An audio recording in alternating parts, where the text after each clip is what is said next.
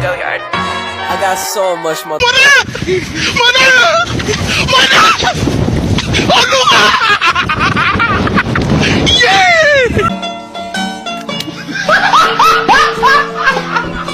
Are ya ready, kids? Aye, aye, Captain! I can't hear you. Aye, aye, Captain! Oh!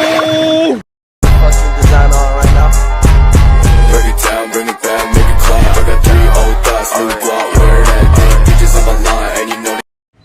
Halo semuanya, perkenalkan nama saya Rachania Putri, NIM 418211054. Saya dari kelompok 5. Di sini saya akan menjelaskan pendekatan dan model audit komunikasi. Apa itu pendekatan dalam audit komunikasi? Di sini saya akan menjelaskan, yaitu suatu metode yang digunakan untuk mengevaluasi efektivitas dan efisiensi dari sistem komunikasi suatu organisasi.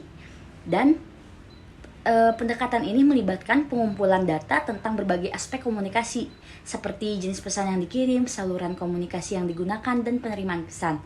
Setelah data terkumpul, auditor kemudian menganalisis informasi tersebut untuk menilai efektifan dan efisien sistem komunikasi organisasi. Selanjutnya ada model audit komunikasi. Model audit komunikasi adalah kerangka kerja yang digunakan oleh auditor untuk melakukan audit komunikasi. Model ini terdiri dari 4 tahap. Yang pertama perencanaan, yang kedua pengumpulan data, yang ketiga analisis data, dan yang terakhir ada pelaporan. Selanjutnya ada tujuan audit komunikasi, yaitu audit juga bertujuan untuk mengidentifikasi kelemahan dalam sistem komunikasi dan memberikan rekomendasi untuk memperbaiki kinerja komunikasi organisasi. Audit komunikasi juga dapat membantu organisasi untuk memastikan bahwa pesan yang disampaikan sesuai dengan nilai-nilai dan tujuan organisasi. Selanjutnya ada metode pengumpulan data dalam audit komunikasi. Metode yang dapat digunakan untuk mengumpulkan data dalam audit komunikasi termasuk observasi, wawancara, dan analisis dokumen. Observasi melibatkan pengamatan langsung terhadap interaksi komunikasi dalam organisasi. Wawancara melibatkan percakapan dengan individu atau kelompok dalam organisasi untuk mendapatkan informasi tentang sistem komunikasi. Analisis dokumen melibatkan evaluasi dokumen tertulis seperti memo, laporan, dan email untuk memahami bagaimana pesan disampaikan dalam organisasi. Selanjutnya ada analisis data dalam audit komunikasi. Analisis data dalam audit komunikasi melibatkan evaluasi informasi yang telah dikumpulkan untuk menilai efektivitas dan efisiensi sistem komunikasi organisasi.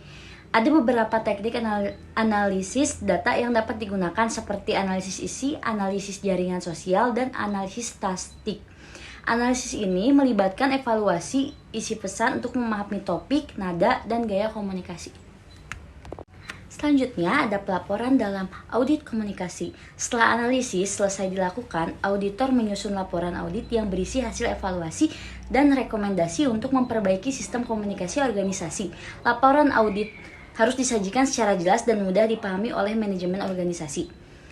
Presentasi harus disajikan secara profesional dan persuasif untuk memastikan manajemen organisasi memahami pentingnya perbaikan sistem komunikasi. Sekian presentasi dari saya, kurang lebihnya mohon maaf. Assalamualaikum warahmatullahi wabarakatuh.